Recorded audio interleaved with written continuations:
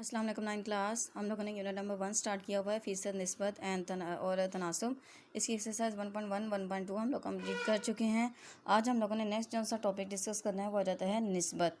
निस्बत आ जाता है तो इसमें 9 क्लास हमारे पास ये आ जाता है कि दो एक जैसी इकाइयों के दरमियान निस्बत की डेफिनेशन आप लोगों ने यहाँ से करनी है। पेज नंबर है हमारे पास 11 कि निस्बत की डेफिनेशन एक जैसी इकाइयों वाली मकदारों में एक जैसी मकदारों के मवाजने को निस्बत कहते हैं।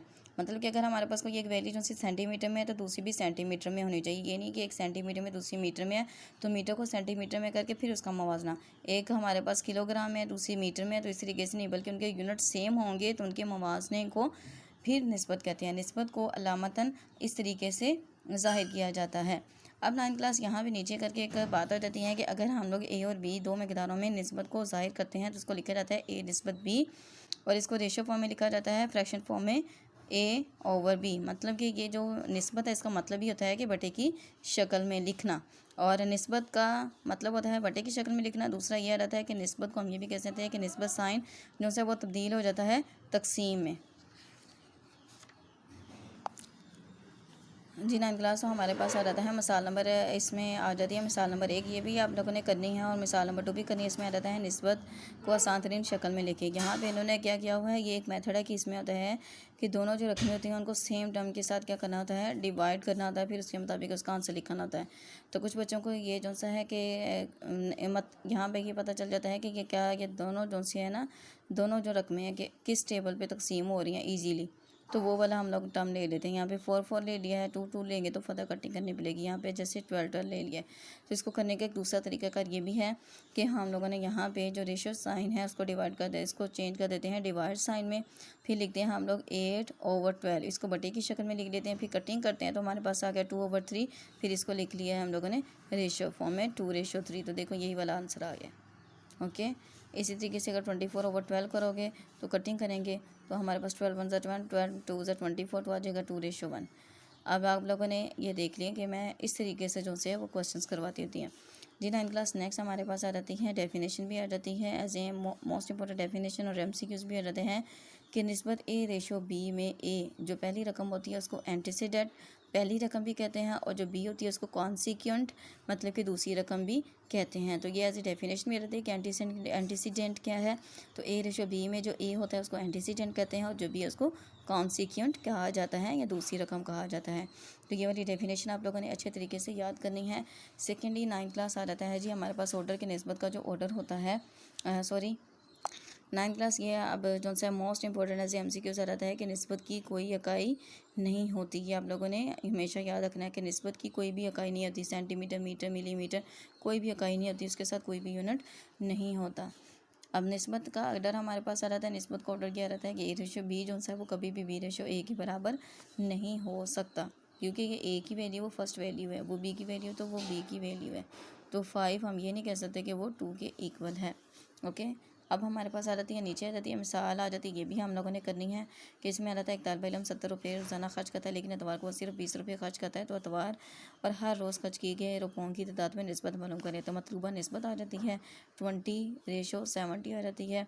तो लिखा हम लोगों ने इसको एक ही टेबल, हाँ एक ही जो सा है टर्म है उसके साथ डिवाइड कर सकते हैं। लाइक अगर मैं यहाँ पे ले लेती हूँ जी, मुझे पता चल रहा है कि ये दोनों 10 के टेबल पे जा रहे हैं, तो 0 के साथ 0 कैंसिल, 0 के साथ 0 कैंसिल, 2/7 आ गया।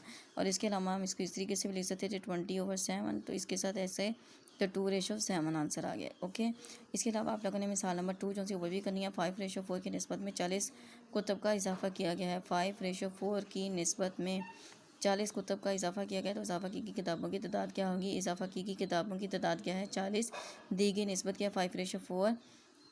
तो हम लोगों ने लिखा कुतब की तादाद में इजाफा और 40 को मल्टीप्लाई कर दिया 5/4 के साथ, तो वो कितना हो गया है 50। 9 क्लास इसी तरीके से मिसाल नंबर 3 आ जाती है। किसी निस्बत में 60 मुरबा मीटर को 24 मुरबा मीटर कम किया जा सकता है। ठीक है अब यहाँ पे इन्होंने लिख दिया है 24 और फिर 60 पुरानी मकदार नई मकदार 24/64। यहाँ पे देखिए जो मैं मेथड यूज़ कर रही थी इस मिसाल में वो वाला मेथड यूज़ किया गया है। 9 क्लास अब आप लोगों को क्लियर हो गया है कि वो मेथड जो सा है यूज़फुल है कि वो भी क्वेश्चंस में यूज़ किया जा सकता है। यहाँ पे लिखा 24/60 कटिंग की है तो ये आंसर आ गया। जी 9th क्लास को आज हम लोगों ने एक्सरसाइज 1.3 स्टार्ट करनी है, जिसमें आ जाता है पहली मिकदार की दूसरी मिकदार से आसान शक्ल में निस्बत मालूम करें। तो ये बहुत ही इजी पार्ट्स हैं। मैं जैसे एक दो भी आप लोगों को करवाऊंगी तो आप लोगों को इजीली क्लियर हो जाएगा, जो कि अभी हम लोगों ने एग्जांपल्स की हैं। तो इसका मैं आप लोगों को पार्ट नंबर 1, 3 और पार्ट नंबर 5 करवाती हूँ। और नेक्स्ट जो है हमारे पास क्वेश्चन नंबर 2 आ जाता है 10 झेल में से हर एक निस्बत को आसान तरीन शक्ल में लिखे। इसके भी जैसे एक दो पार्ट करेंगे तो आप लोगों को ईजिली क्लियर हो जाएगा। तो कहते हैं क्वेश्चन नंबर 1 का पार्ट नंबर 1। जी 9th क्लास में हम लोगों ने एक्सरसाइज 1.3 स्टार्ट की है। अभी आप लोगों ने इस क्वेश्चन को जो सा डिस्कस भी किया है। तो हमारे पास आ जाता है 24 रुपीज़ आ जाता है और इसके अलावा 6 रुपीज़ आ जाता है। इसको सबसे पहले हम लोगों ने निस्बत की शक्ल में लिखना है। तो हमारे पास आ जाता है 9th क्लास 24, निस्बत आ गया मेरे पास 6, निस्बत आ गया 6। ठीक है, अब इसको हम लोग हमें पता चल रहा है कि हम इन्हें 6 के ऊपर भी डिवाइड करके कर सकते हैं कि दोनों रकमों को 6 के ऊपर डिवाइड करें। और सेकेंडली हम लोग इसको दूसरे मेथड से भी कर सकते हैं। 24, ये रेशो का साइन चेंज हो गया डिवाइड में, ये आ गया। अब इसको डिवाइड फॉर्म में लिख लिया 24/6, 6 1 ज़ा 6, 6 4 ज़ा 24। तो आ गया हमारे पास 4/1, इसको निस्बत में लिख लिया तो आ गया 4/1। तो ये आ गया है जी पार्ट नंबर 1 का रिक्वायर्ड आंसर। इसी तरीके से पार्ट नंबर 2 का जब करते हैं तो इसको मैंने लिख लिया है जी 20, ठीक है 8 सेंटीमीटर, सेंटीमीटर में फिर 80 लिख लिया। अब रेशो साइन जो है वो चेंज हो जाएगा डिवाइड साइन में। इसको हम लोगों ने फिर डिवाइड फॉर्म में लिख लेते हैं। तो आ जाता है 20/80। यहाँ से 0 के साथ 0 कैंसिल, 2 1 ज़ा 2, 2 4 ज़ा 8। तो बचा क्या है मेरे पास 1/4। इसको मैंने निस्बत की शक्ल में लिखा तो इसका मतलब आ गया है जी 1/4। तो यह आ गया पार्ट नंबर 2 का आंसर। जी 9th क्लास तो अब हमारे पास ये वाला आ गया है। हमारे पास आ गया है 1500 किलोमीटर और 1200 किलोमीटर। तो इसको हम लोगों ने निस्बत की शक्ल में लिखा। यहाँ पे निस्बत का साइन आ गया 1200, फिर निस्बत का साइन जो है इसको डायरेक्टली हम लोग फ्रैक्शन फॉर्म में भी लिख सकते हैं कि बटे की शक्ल में भी डायरेक्टली लिख सकते हैं, क्योंकि रेशो का मतलब यही होता है कि ये इसको बटे की शक्ल में लिखना है। अब तकसीम का मतलब भी यही है, इसको हम लोगों ने बटे की शक्ल में लिखा। यहाँ पे 00 जो से 00 के साथ कैंसिल, 3 4 ज़ा 12, 3 5 ज़ा 15। तो हमारे पास यहाँ पे बचा क्या है 5/4। इसको निस्बत की शक्ल में लिखा विच इम्प्लाइज दैट 5/4। तो ये आ गया जी हमारे पास क्वेश्चन नंबर 1 का required method and answer. Next question हम लोग नेक्स्ट वीडियो में डिस्कस करते हैं।